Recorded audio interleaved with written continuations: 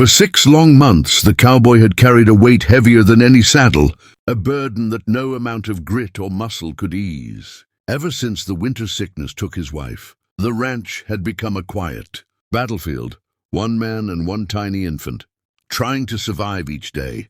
The cowboy could rope wild mustangs, break a stubborn bronco, and ride through night storms without flinching. Yet none of those challenges compared to the helplessness he felt when his baby cried through the long, sleepless nights. He wandered from one dusty town to another, hat in hand, asking anyone who might help. Some women offered temporary assistance, but had families of their own. Others turned away, saying the ranch was too far or the work too demanding. Even the traveling nuns who passed through the settlement stayed only a short while. Each time, he returned home to the same empty rooms, the same cold silence, the same tiny child who needed more than he alone could give. The ranch itself began to reflect his exhaustion. Fences sagged, horses grew restless, and the garden wilted from neglect. The cowboy did his best to keep everything running, but the weight of responsibility pressed harder every day. Some mornings, he could barely keep his eyes open as he fed the livestock. At night, he dozed in the rocking chair with the baby against his chest, waking at every small movement. Hope slowly faded with each passing week. One evening, as the sun dipped behind the distant mesas and painted the land in shades of gold and fire, he sat on the corral fence staring at the horizon. His baby began to cry again, a thin, tired sound that cut straight through the silence. He picked her up, whispering soothing words, even though he had no strength left. He didn't notice the soft footsteps until a calm voice spoke behind him. When he turned, an Apache woman stood in the glow of the fading light. She carried herself with quiet strength, her braids falling neatly over her shoulders and her expression steady. She said she had heard the child crying from the ridge, that the wind carried the sound farther than he realized. She looked at him with a certainty he had not seen in months, as if she had arrived with a clear purpose. "You have been searching for someone for a long time," she said gently. Then she stepped closer, nodded once, and spoke the words that felt like a sudden breath of hope. "Now I am here." Nayeli entered the ranch house with the calm confidence of someone who understood both silence and responsibility. She did not speak much at first. Instead, she let her actions show who she was. The cowboy watched as she studied the room, the scattered blankets, the unwashed bottles, the half-finished chores left hanging in every corner like reminders of his exhaustion.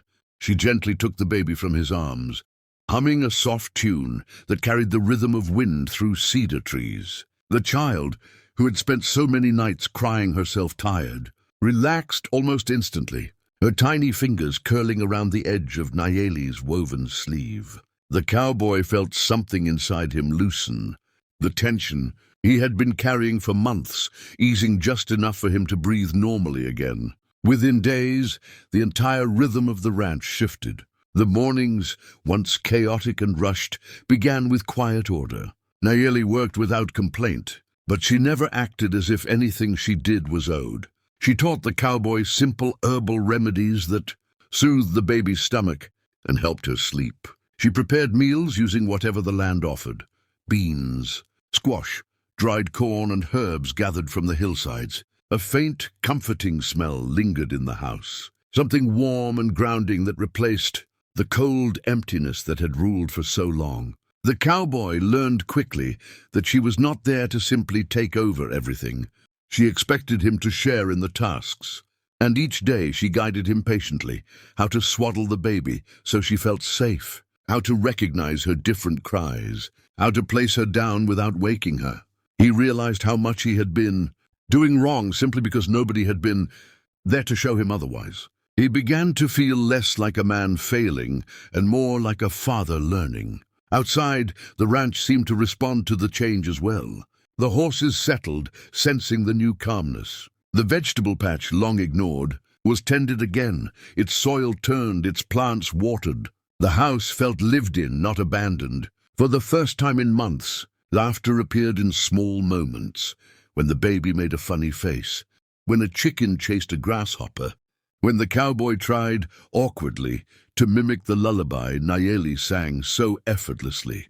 People in the nearby town noticed, of course. Some whispered questions about the Apache woman staying at the ranch, but the cowboy paid no mind. The peace that had returned to his home mattered more than gossip ever could. And even though neither he nor Nayeli spoke of it, they both understood that something important had begun to grow quietly under that roof, a sense of stability that had been missing for far too long. The storm came without warning, rolling across the desert like a living creature made of thunder and wind. The sky darkened so quickly that the cowboy barely had time to gather the tools left outside. The first strike of lightning lit up the entire ranch yard, followed by a crack of thunder so loud it rattled the windows. Inside the house, the baby woke instantly, her frightened cry filling the room as rain hammered the roof. Before the cowboy could reach her, Nayeli was already moving, her steps steady and sure even as the storm shook the walls. She lifted the baby gently, wrapping her snugly in a warm blanket and humming the same ancient melody she had used since the first day she arrived. The child clung to her, trembling at each boom of thunder, but quieting little by little under Nayeli's calm presence. The cowboy tried to close the shutters, but the wind fought him, pushing through every gap. A sudden crash echoed from the barn, and he knew instantly one of the horses had panicked. The animals were already restless from the recent changes in weather, and a storm like this could send even the gentlest mare into a frenzy. Grabbing his coat, he rushed outside into the rain. Mud swallowed the ground under his boots, and each gust of wind nearly pushed him sideways. He found the lower barn door swinging open, water blowing inside, and one of the younger horses kicking wildly in fear. Before he could calm the animal, Nayeli appeared beside him, the baby secured against her chest inside a woven wrap that protected her from the rain. Her presence startled him. He hadn't expected her to leave the safety of the house, but she moved with purpose. She approached the panicked horse slowly, murmuring in a low, steady voice. The cowboy watched as the horse's ears flicked toward her, its breathing gradually slowing. It stepped back from the broken latch, no longer kicking. Together they guided it back to the stall, securing the door despite the wind fighting against them. When the storm finally passed, dawn arrived with pale light spreading across soaked ground, turning puddles into mirrors. The cowboy stood beside Nayeli at the barn entrance, both of them drenched and exhausted. The baby slept quietly against her, undisturbed by the chaos that had raged only hours before. The cowboy felt something settle inside him, something steady and grateful. For the first time since the world had turned upside down months ago, he felt that he was no longer fighting alone. He looked at Nayeli, the words coming softly but with deep meaning. She simply shook her head, reminding him that strength grows when people stand together, not apart. The days after the storm brought a different kind of quiet to the ranch, the kind that settles after a place survives something powerful. The land smelled of wet earth, the sky stretched wide and washed clean, and the horses grazed peacefully as if grateful the night of chaos had finally passed. The cowboy woke earlier than usual, partly out of habit and partly because he felt a new sense of responsibility pushing him forward. When he stepped into the main room, he found Nayeli already tending to the baby, who lay wrapped in a warm cloth, tiny hands reaching for the morning light. Nayeli looked up briefly, giving a small nod that carried more meaning than a long speech ever could. The cowboy went about the morning chores with a renewed steadiness, fixing the barn door, feeding the livestock, checking the fences. Tasks that once felt overwhelming now seemed manageable. Every time he returned to the house, he saw signs of quiet progress. Nayeli had washed and dried the blankets that got soaked during the storm. She had brewed a pot of tea using herbs she gathered after sunrise, its steam carrying a scent that seemed to calm the entire room. The baby's soft coos filled the house instead of tired cries.